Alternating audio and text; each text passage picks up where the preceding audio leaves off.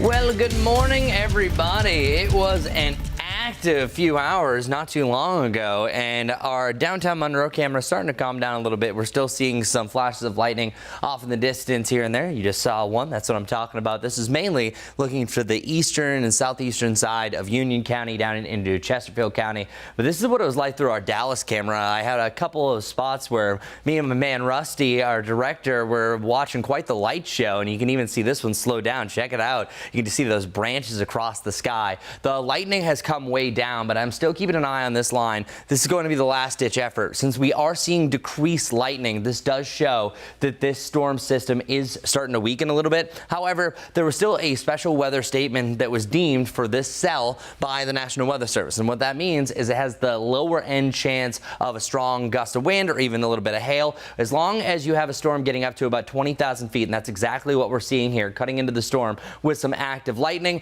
It looks like it's strong enough that you could have some pea-sized hail associated with this. And actually, you can bring up our hail tracker. You barely see anything here, just a couple of those darker spots. So our hail potential is starting to wind down as well. As far as the wind gusts, you got to kind of take this with a grain of salt because this is pretty far away from the Charlotte terminal Doppler radar, showing wind gusts up to about 45 to 50 miles per hour. I think it mostly would be around 40 miles per hour. So still some gusty winds associated with this. The storm system will continue to weaken as it pushes into Anson County, right around Richmond County. By about 6 o'clock, the door is closed for our severe weather, and then I think that we're going to get rid of that cloud cover pretty quickly through the morning as well, setting us up for a delightful afternoon. So here's what it looks like right now through our Dallas camera.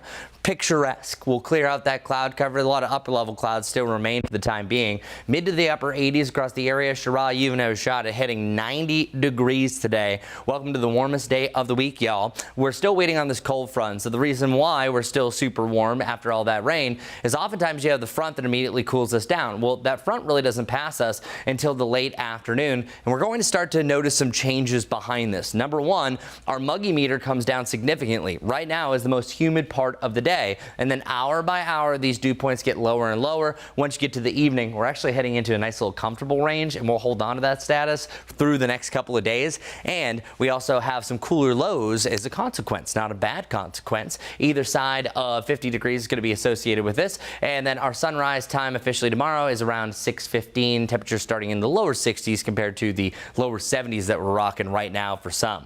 83 degrees by tomorrow. That's also going to cool us down. I have a 20% chance for rain here. I don't think it's going to come to fruition. Slight chance for rain maybe during the evening, but the big deal today and tomorrow that you're going to notice the winds. Winds gusting up to about 20 to 30 miles per hour on and off throughout today. And on Memorial Day weekend, winds will come down a little bit, but we are anticipating that there is a better chance for storms now late on Memorial Day, but the earlier you do some plans, the better it's going to be. So our Guy Roofing 7-day forecast, we were weather alert for this morning. Oh, things are jumping all over the place for me. So our new Guy Roofing, as you can see there, high temperatures in the upper 70s through the weekend. Better chance for storms late Monday heading into next Tuesday. That's your weather report.